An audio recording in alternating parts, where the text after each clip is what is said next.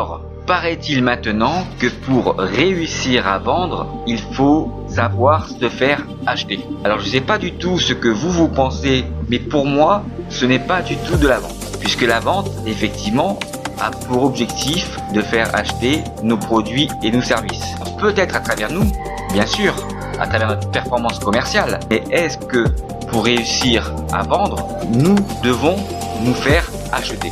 Je vous laisse interpréter ces propos comme bon vous semble, puisque en fait chacun pourra avoir une définition différente sur le sujet. En tous les cas, Arrêtez de vouloir vous faire acheter pour pouvoir réussir à vendre. Bonjour à tous, je vous souhaite la bienvenue sur la première chaîne de vente sur YouTube où on ne parle pas de technique de vente, mais on parle bien du seul et unique fonctionnement logique, naturel et humain du fonctionnement de la confiance dans l'ensemble des 3 phases d'un cycle de vente. Arrêtez de penser que pour pouvoir réussir à vendre, vous devez absolument vous faire acheter. Pourquoi? La vraie question que vous devriez vous poser est de savoir que lorsque vous réussissez à vendre, est-ce que c'est vous qui vendez ou est-ce que c'est votre client qui achète? Et à l'inverse, quand vous loupez une vente, est-ce que vous avez moins bien réalisé votre performance commerciale ou c'est votre prospect qui n'a pas pu vous faire confiance malgré le fait de tout faire, mais vraiment tout faire pour qu'il puisse avoir confiance en vous? Alors je sais bien que certaines personnes, certains consultants, certains coachs en vente vont vous dire que pour pouvoir réussir à vendre, vous devez d'abord vous faire acheter. Mais lorsqu'on évoque ce sujet, se faire acheter, attention jusqu'où on va aller. Et attention justement à toutes les conséquences lorsque vous pensez que pour pouvoir réussir à vendre, vous devez savoir vous faire acheter. Encore une fois, c'est à vous de définir la limite de ce que veut dire ou pas le fait de savoir se faire acheter pour pouvoir réussir à vendre. Alors maintenant, je vais essayer de vous expliquer à travers le bon fonctionnement des 4 éléments les plus importants pour un acheteur dans les 3 phases d'un cycle de vente. Est-ce que le fait de pouvoir réussir à vendre vient du fait de savoir se faire acheter ou pas? Et donc pour cela, je vais utiliser une feuille blanche. Comme vous le savez, dans l'ensemble d'un cycle de vente, il existe toujours 3 phases.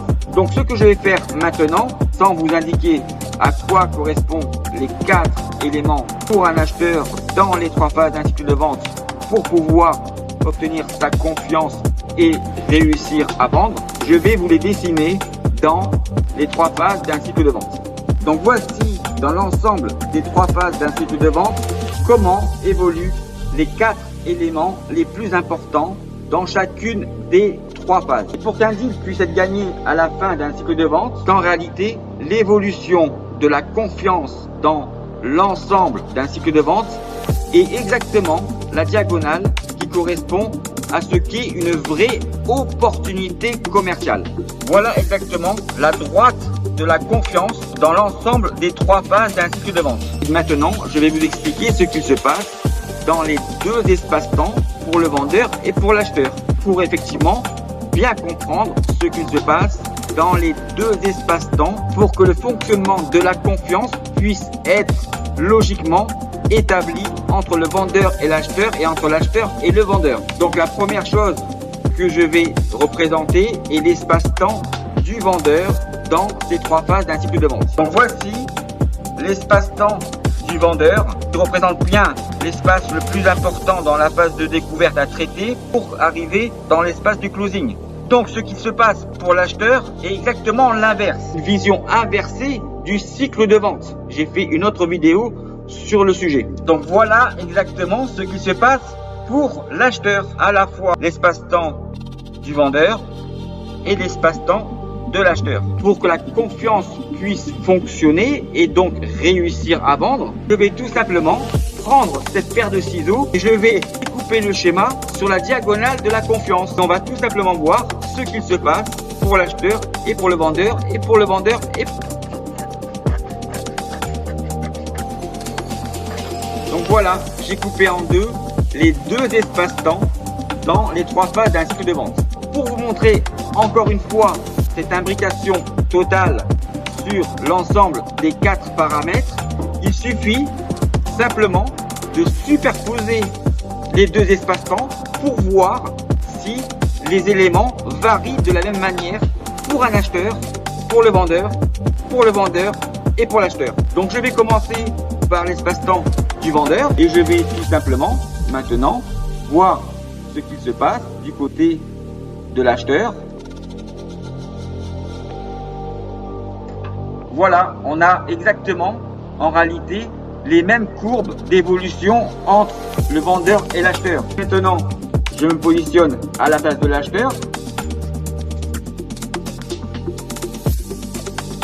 Voilà encore une fois la preuve. Les courbes ont exactement les mêmes degrés d'intensité, aussi bien pour l'acheteur que le vendeur dans l'ensemble des 3 phases d'un cycle de vente. Donc, arrêtez de penser que pour pouvoir réussir à vendre, vous devez vous faire acheter cette idée, une idée reçue qui est complètement fausse. Si vous pensez que pour pouvoir réussir à vendre, vous devez savoir vous faire acheter par vos clients, la seule chose que vous faites en réalité, c'est que vous utilisez non pas le fonctionnement de la confiance pour pouvoir réussir à vendre, mais bien le fonctionnement de la défiance commerciale. En tous les cas, j'espère que cette vidéo vous aura plu, que ça vous donnera envie de découvrir et de comprendre comment fonctionne le seul et unique mécanisme logique, naturel et humain des 4 éléments les plus importants pour un acheteur pour pouvoir réussir à vendre, vous faire acheter. Bonjour à tous, j'espère que vous allez bien et je vous souhaite la bienvenue sur la première chaîne de vente sur YouTube où on ne parle pas de technique de vente, mais on parle bien du seul et unique fonctionnement logique, naturel et humain de la confiance dans l'ensemble de la durée des 3 phases d'un cycle de vente à travers le fonctionnement des 4 éléments les plus importants pour un acheteur dans chacune des 3 phases d'un cycle de vente. Alors, comment déstabiliser un acheteur? Ou plutôt, comment obtenir sa confiance? Avant de vous dire comment vous pouvez déstabiliser un acheteur pour pouvoir obtenir sa confiance, je vais me permettre de revenir sur des sujets qui me semblent importants pour les vendeurs et que je vois passer comme vous sur LinkedIn par exemple. Pour vendre au bon prix, il suffit d'augmenter de 20 ou 30% le prix de départ. Car en faisant cela, vous aurez une marge de négociation pour vendre à votre bon prix. Ou quand je vois d'autres explications qui vont vous dire survendez vos produits et vos services par rapport aux besoins et aux attentes d'un client. Ok, très bien. Je comprends parfaitement que vous puissiez encore faire cela. Mais en réalité, les techniques de vente datent des années 70. Et les acheteurs professionnels connaissent également l'ensemble de ces techniques de manipulation commerciale. Mais le problème en réalité d'appliquer ces méthodes ne vous empêcheront jamais de vendre. Ce n'est pas ce que je vous explique. Par contre, lorsque vous appliquez ces méthodes, ces conseils, vous oubliez le coup d'après. Expliquez-moi, messieurs les vendeurs, quand vous minimisez le prix au fait de survendre vos produits et vos services par rapport aux besoins du client, expliquez-moi, messieurs les vendeurs, ce qu'il va se passer quand les prix vont augmenter. Parce que là, vous allez avoir un réel problème. Quand vous appliquez ces méthodes, pensez au coup d'après. Ne pensez pas juste au fait de pouvoir gagner un deal immédiatement. Pensez et anticipez le coup d'après. Parce que si vous faites cela, vous n'aurez plus de marge de négociation avec vos clients. Et donc en réalité, la seule chose que vous faites lorsque vous appliquez les techniques, vous ne faites qu'augmenter le risque que vous prenez d'augmenter le niveau d'insatisfaction de vos clients. Voilà en réalité ce qu'il se passe. En faisant cela, vous augmentez le niveau d'insatisfaction de vos clients dans le temps. Et donc, le seul moyen de déstabiliser un acheteur est comme 93% des vendeurs, des coachs, des managers, etc.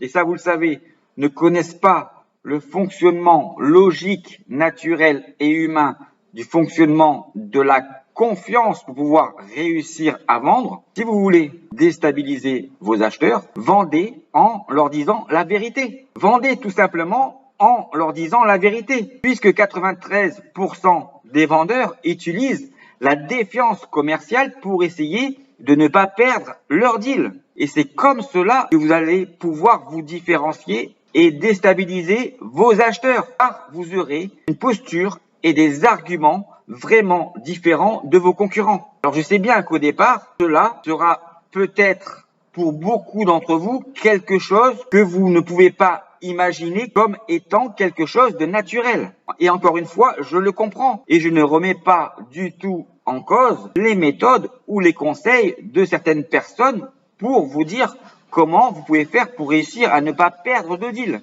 pour pouvoir déstabiliser un acheteur. Encore une fois, moi je ne suis personne pour vous dire ce que vous devez faire ou ne pas faire pour gagner ou ne pas perdre vos deals. Par contre, je suis sûr et certain que vous serez d'autant plus fiers de gagner vos deals en utilisant le fonctionnement de la confiance et justement de la vérité pour pouvoir vous aider à les gagner, plutôt que d'essayer de ne pas les perdre en mentant, trichant, manipulant vos acheteurs potentiels. Mais maintenant, c'est un choix. Ça ne me regarde pas. Vous faites ce que vous voulez. Vous faites comme bon vous semble. Et cela ne concerne que vous. Et surtout, pensez bien au coup d'après.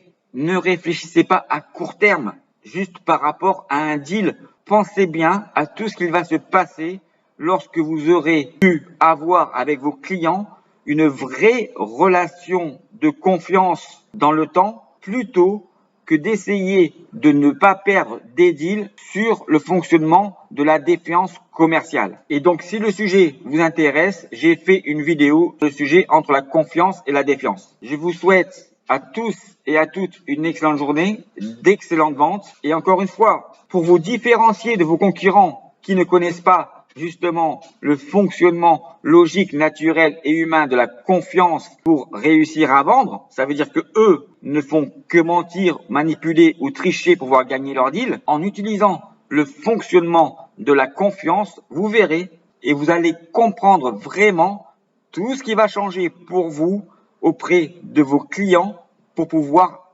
avoir avec eux une vraie relation de confiance. N'oubliez pas, la fidélisation des clients n'est que le renouvellement permanent du fonctionnement de la confiance dans l'ensemble des 3 phases d'un cycle de vente. Je vous souhaite à tous et à toutes une excellente journée, surtout de très bonnes ventes et n'oubliez pas de prendre soin de vous et soin des autres. Fait l'école de vente Bernard Tapie à Marseille. Bernard nous a toujours appris qu'une négociation commerciale a pour but d'amener un client ou un prospect par une technique d'entretien appropriée à adhérer à une proposition inhabituelle. Voilà ce que nous a toujours appris Bernard. Alors, si vous pensez qu'une offre commerciale inhabituelle est forcément une arnaque commerciale, cela veut certainement dire que vous n'avez pas compris ce qu'est une négociation commerciale de vente. Et vous utilisez la défiance commerciale pour essayer de ne pas perdre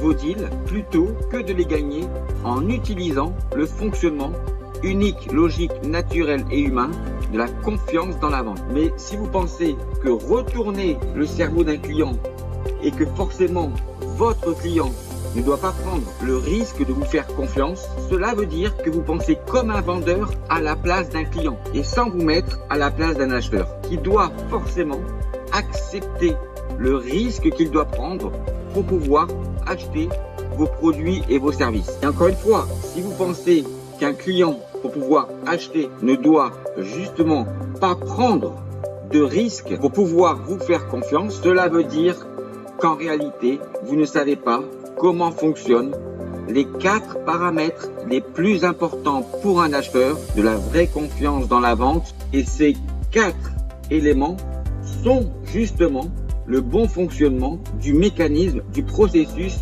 de la vraie confiance dans la vente. Et si vous comprenez cela, vous comprendrez en réalité toute la logique de ce que nous a enseigné Bernard, qu'une négociation commerciale a pour but d'amener un prospect ou un client par une technique d'entretien appropriée à adhérer à une proposition inhabituelle. Mais en réalité, la technique de vente, c'est vous. Et savoir retourner le cerveau n'est en réalité pour un vendeur rien d'autre que de suivre correctement l'évolution 4 éléments les plus importants pour un acheteur dans chacune des 3 phases d'un cycle de vente. Afin de remettre les 4 éléments au bon endroit dans chacune des 3 phases d'un cycle de vente pour que votre client ou votre prospect puisse justement prendre le bon chemin du fonctionnement de la confiance pour qu'il puisse acheter votre produit ou votre service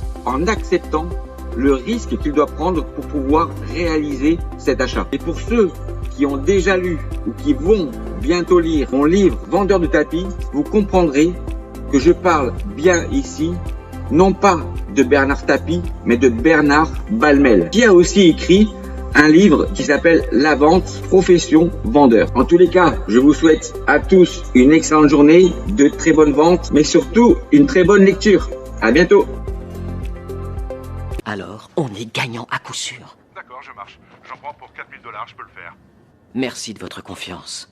Tu souhaites vraiment savoir ce qu'est le closing de vente? Savoir closer un deal, c'est savoir donner l'envie à ton client de ne pas lui donner envie d'avoir un autre choix que celui de pouvoir te faire confiance. Savoir poser les bonnes questions à un client et de savoir si les réponses de votre acheteur sont bien en relation avec les niveaux d'importance des 4 éléments les plus importants que doivent avoir pour lui dans les 3 phases d'un cycle de vente et dans l'ensemble de la durée d'un cycle de vente pour que vous puissiez contrôler avec vos questions, si vous pouvez lui faire confiance pour qu'il puisse acheter votre produit, votre service ou votre solution. En contrôlant le niveau de confiance que tu peux lui accorder pour qu'il puisse arriver à faire cela. Bonne question pour un commercial ou un vendeur est de savoir si les réponses sont bien toutes en relation avec les 4 éléments du fonctionnement de la vraie confiance dans la vente, dans les 3 phases et l'ensemble de la durée d'un cycle de vente. Le closing de vente est simplement le fait de ne pas laisser à ton prospect un autre choix que celui de te faire confiance. Point barre. Et n'oubliez pas qu'il n'existe pas de question magique pour un commercial et pour un vendeur pour gagner une opportunité commerciale de vente. Ce qui est magique dans la 10 minutes est exactement le temps moyen qu'il faut à une personne normalement constituée, que cette personne puisse être un vendeur, un commercial, un patron d'entreprise, un manager, un consultant, un acheteur professionnel, pour comprendre dans la vente comment fonctionne l'évolution des 4 éléments les plus importants pour un acheteur dans les 3 phases d'un cycle de vente du vrai fonctionnement unique, logique, naturel et humain de la confiance dans la vente. C'est quoi 10 minutes dans votre vie pour comprendre comment fonctionne le vrai mécanisme logique, naturel et humain, la vraie confiance dans la vente. 10 minutes est le résultat de plus de 2000 analyses de tests du fonctionnement que j'ai réalisé en ligne, ainsi que des formations commerciales que j'ai pu réaliser et des conférences que j'ai également réalisées sur ce sujet pour comprendre qu'en réalité 10 minutes est le temps moyen qu'il faut à n'importe quelle personne normalement constituée pour comprendre comment fonctionne la vraie confiance dans la vente. Et ces 10 minutes sont exactement ce que vous retrouverez au milieu de ma formation Mieux vendre de 2 heures dans laquelle vous pourrez réaliser, comprendre pour intégrer dans votre cerveau le bon fonctionnement logique, naturel et humain des 4 paramètres les plus importants de la vraie confiance dans la vente. Alors c'est quoi 10 minutes dans votre vie par rapport à l'ensemble du temps que vous gaspillez en utilisant la défiance commerciale pour pouvoir mentir, tricher et manipuler vos clients pour essayer de ne pas perdre vos opportunités commerciales? Et c'est quoi en réalité 10 minutes de votre vie et de votre temps par rapport à toutes les opportunités commerciales que vous avez perdues parce que vous ne savez pas comment fonctionne à travers l'apprentissage de différentes techniques de vente, comment fonctionne l'évolution des 4 paramètres les plus importants pour un acheteur du fonctionnement de la vraie confiance dans la vente dans les 3 phases et sur la durée totale de vos cycles de vente. C'est maintenant qu'il faut se décider. Alors, qu'est-ce que la vente? On rend service aux clients, à l'entreprise. C'est pouvoir vendre un produit, qu'il soit bon ou mauvais. La préoccupation essentielle, c'est quoi? Savoir ce que le client attend. C'est Dieu. Dieu tout-puissant. Et qui est Dieu? Je vais t'en mettre une, tu vas voir, ça va être le produit.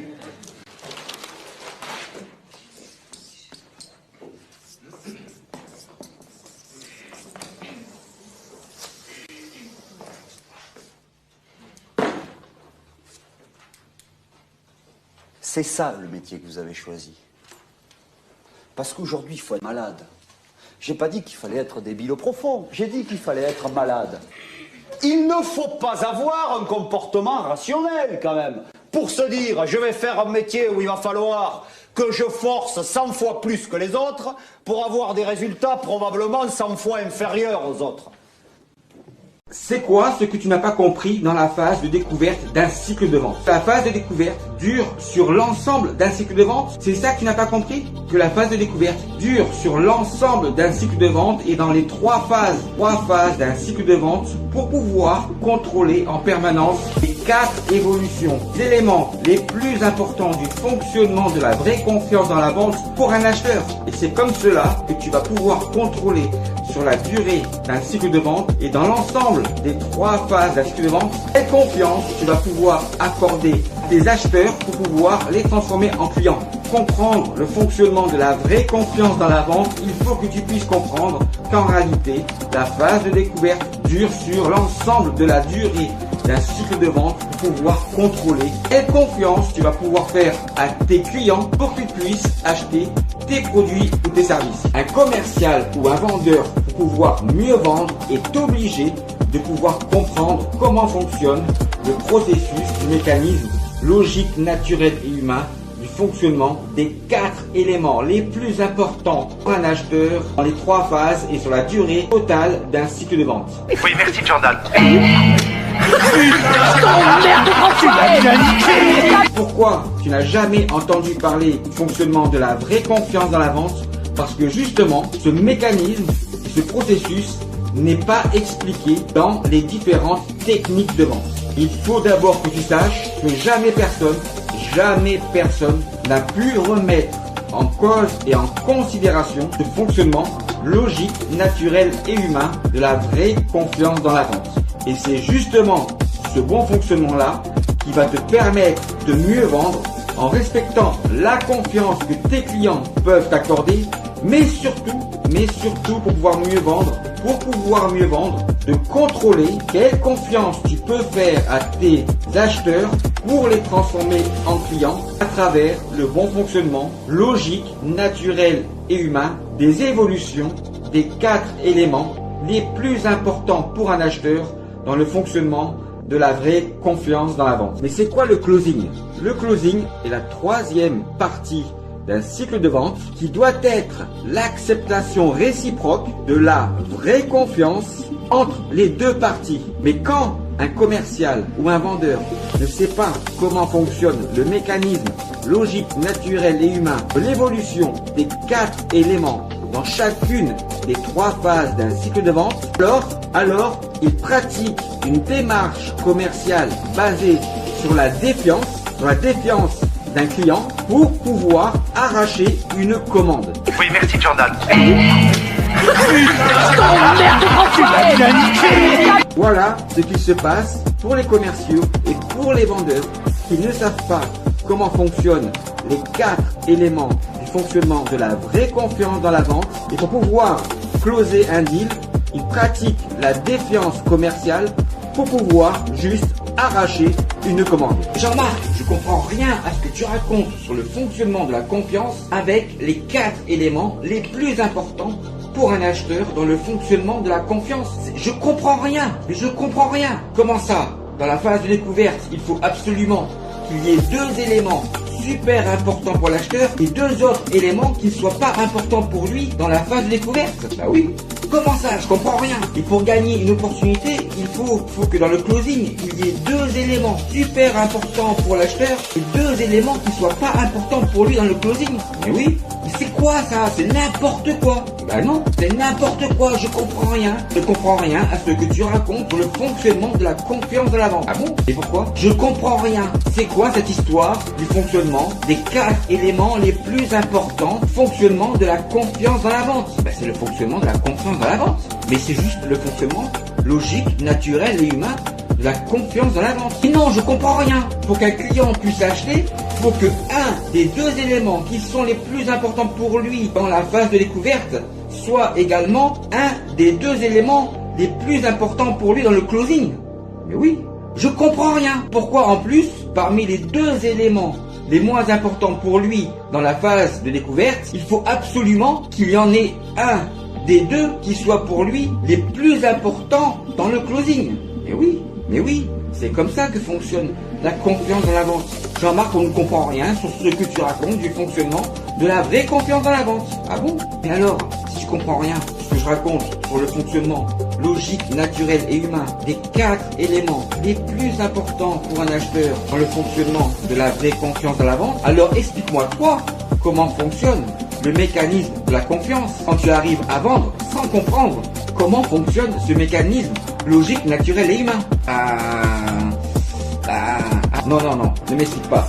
En réalité, si pour pouvoir réussir à vendre sans comprendre comment fonctionne le mécanisme logique, naturel et humain des 4 éléments les plus importants pour un acheteur dans l'ensemble des phases et de la durée d'un cycle de vente, si tu arrives à vendre, cela veut dire que pour réussir à vendre, tu es obligé de mentir, de tricher et de manipuler ton client. Mais Jean-Marc, tu n'as pas le droit de dire ça. Comment ça, je n'ai pas le droit de dire ça? Puisque pour pouvoir réussir à vendre, il faut bien utiliser le fonctionnement de la confiance.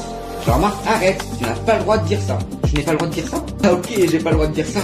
Alors explique-moi plutôt, toi qui sais comment réussir à vendre, mais sans comprendre comment fonctionne le mécanisme logique, naturel et humain de la confiance dans la vente, explique-moi plutôt pourquoi tes opportunités ne sont jamais justes et fiables dans ton CRM.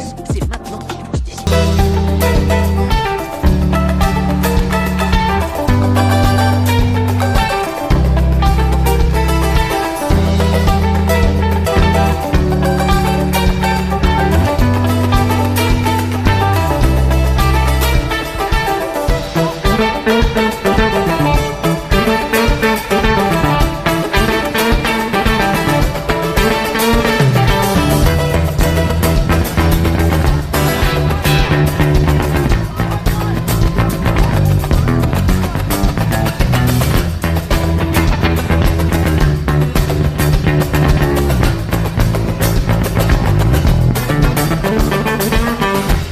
Allow me to introduce myself.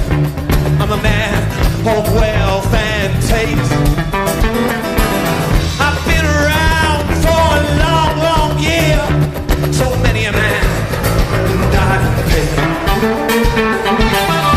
Well, I was around when Jesus Christ had his moment and died with a pain.